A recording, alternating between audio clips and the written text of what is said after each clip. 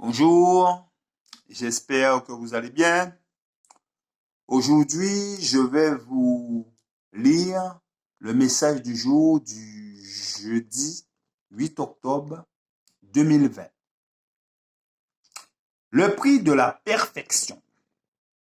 Il convenait en effet que celui pour qui et par qui sont toutes choses et qui voulait conduire à la gloire beaucoup de fils éleva à la perfection par les souffrances le prince de leur salut. L'invitation du Christ est un appel à la paix et au repos, à une vie de liberté et d'amour, et elle nous promet un riche héritage, la vie éternelle. Ne nous alarmons pas si le sentier de la liberté passe par des conflits et des souffrances. Les sacrifices auxquels nous aurons consenti ne lui donneront que plus de valeur.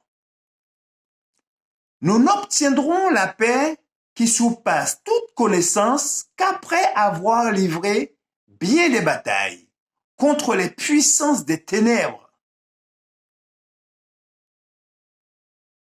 Lutter péniblement contre notre égoïsme et nos péchés secrets pour pouvoir apprécier pleinement l'amour de notre Rédempteur. Regardons-le, par les yeux de la foi, descendre dans les profondeurs même de la dégradation humaine. Il prend sur lui notre nature.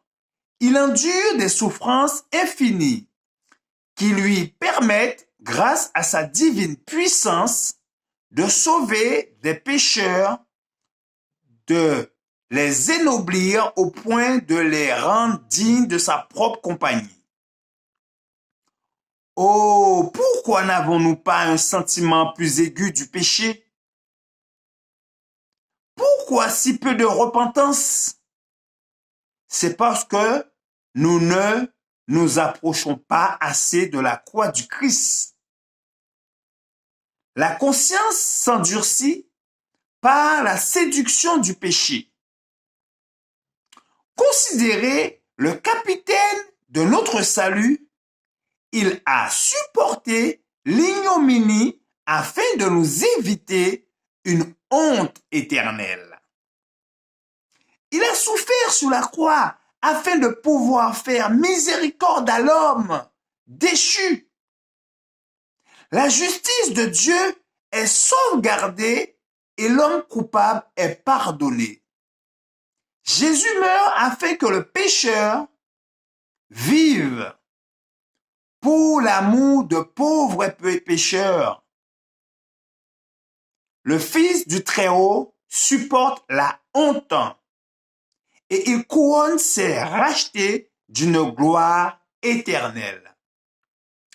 Cachons-nous en Christ et qu'il se révèle dans nos paroles et notre caractère comme l'aimable, celui qui se distingue entre 10 000. Notre vie, notre comportement témoignera de la valeur que nous attachons au Christ et au salut qu'il nous a acquis à un prix infini. En contemplant celui que nos péchés ont percé, qui s'est chargé de nos iniquités, nous trouverons la force de devenir semblable à lui.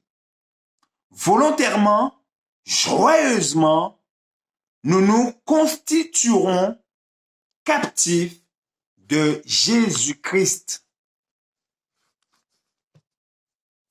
Je vous remercie de votre attention. Je vous souhaite de passer une bonne fin de journée. Que Dieu vous garde et vous bénisse.